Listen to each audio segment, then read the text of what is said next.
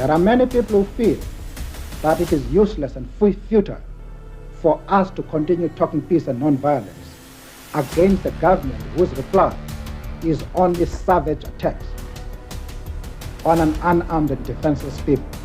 And I think the time has come for us to consider, in the light of our experiences in this stay at home, whether the methods which we have applied so far are adequate. What really happened during apartheid is not a simple story of laws and protests, or even of heroes and villains. It is the story of a system carefully designed, slowly built, and brutally enforced to control every aspect of human life in South Africa for nearly half a century.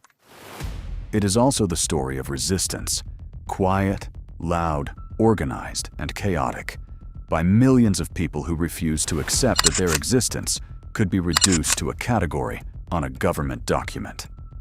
To understand it fully, you have to go back before the word apartheid was ever spoken in Parliament, back to a time when the foundations of that system were already being laid. Long before apartheid officially began in 1948, South Africa was already deeply divided along racial lines.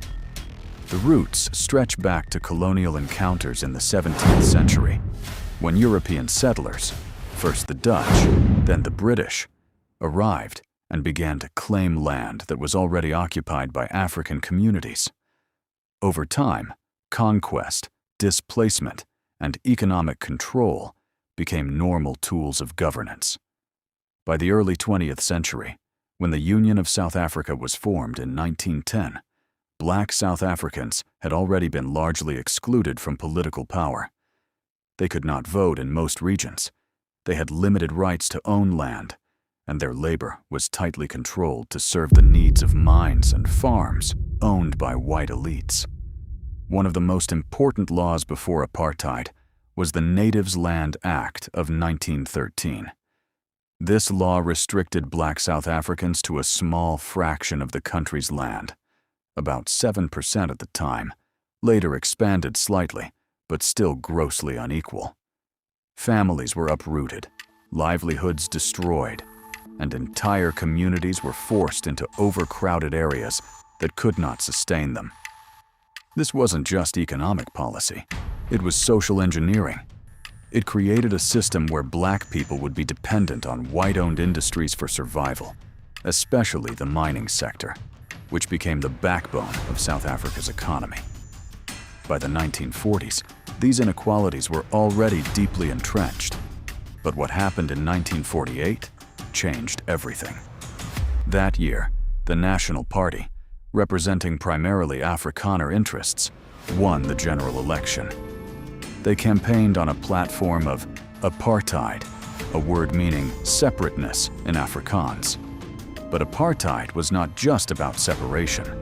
It was about control. Total, systematic, and institutional control. The government quickly began passing laws to formalize racial segregation at every level of society. One of the first was the Population Registration Act of 1950. This law required every South African to be classified into a racial group: white, black, African, colored, mixed race, or Indian. This classification was not always straightforward or scientific. It was often arbitrary and humiliating. Families could be split if members were classified differently. Officials would sometimes use absurd tests, like examining hair texture or skin tone, to determine a person's race. Once classified, your race determined everything: where you could live, work, go to school, and even who you could marry. The Group Areas Act of 1950 enforced residential segregation. Cities were divided into zones for each racial group, and people were forcibly removed from areas designated for another race. One of the most infamous examples was District 6 in Cape Town, where tens of thousands of residents, mostly colored, were evicted from their homes and relocated to barren outskirts of the city. Homes were bulldozed, communities destroyed, and memories erased. The pass laws were another key element of apartheid. Black South Africans were required to carry passbooks, known as dompas at all times. These documents controlled their movement, specifying where they were allowed to go and work. If you were found without a pass or in the wrong area, you could be arrested on the spot. Millions of people were detained each year under these laws. It turned everyday life into a constant negotiation with authority, where even a simple journey could lead to imprisonment. Education was also weaponized. The Bantu Education Act of 1953 created a separate and inferior education system for Black South Africans. The goal was explicitly stated by government officials: to prepare Black people for a life of manual labor and servitude. Schools were underfunded, overcrowded, and designed to limit critical thinking.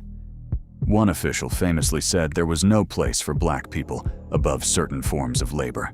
This was not accidental, it was policy. Healthcare, public transport, beaches, parks, even benches were segregated. Signs reading "whites only" or "non-whites" became a normal part of the landscape. But behind these visible signs was a deeper reality: economic inequality. White South Africans enjoyed access to wealth, infrastructure, and opportunity, while Black South Africans were systematically excluded. The economy depended on Black labor, but the benefits were reserved for whites. Resistance to apartheid began almost immediately. Organizations like the African National Congress, founded in 1912, became more active and militant in response to increasing repression. In the 1950s, the ANC and its allies launched the Defiance Campaign, encouraging people to deliberately break apartheid laws as a form of protest. Thousands were arrested, but the movement grew. One of the defining moments of early resistance came in 1955 with the adoption of the Freedom Charter, a document that outlined a vision for a non-racial democratic South Africa. It declared that South Africa belongs to all who live in it, Black and white. This was a direct challenge to the ideology of apartheid, and the government responded harshly. In 1956, 156 activists were arrested and charged with treason in what became known as the Treason Trial. Although they were eventually acquitted, the trial lasted years and disrupted the movement. The situation escalated dramatically in 1960 with the Sharpeville Massacre. On March 21st, thousands of people gathered peacefully to protest the pass laws. Police opened fire on the crowd, killing 69 people and injuring over 180. Many were shot in the back as they fled. The massacre shocked the world and marked a turning point. The government declared a state of emergency, banned opposition organizations, and intensified its crackdown. After Sharpeville, many activists concluded that peaceful protest was no longer enough. The ANC formed an armed wing, Umkhonto we Sizwe, meaning Spear of the Nation.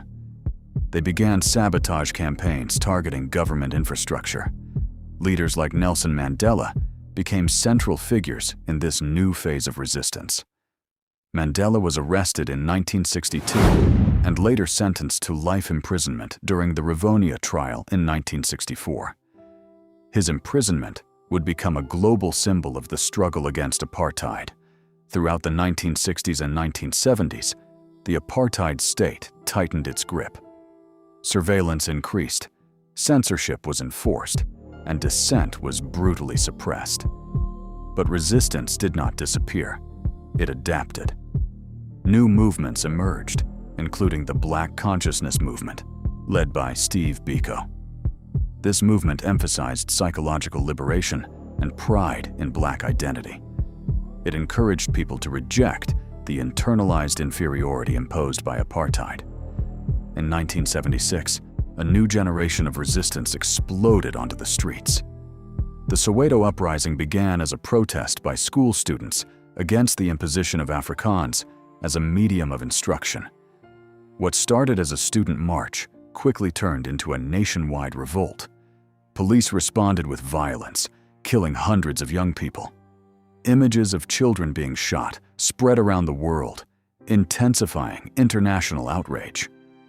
By the 1980s, South Africa was in a state of crisis. Internal resistance grew stronger, with mass protests, strikes, and boycotts. Townships became centers of unrest. The government responded with states of emergency, giving security forces sweeping powers to detain, torture, and kill. Thousands of activists were imprisoned without trial, yet the system was beginning to crack. International pressure played a significant role. Countries around the world imposed economic sanctions and cultural boycotts.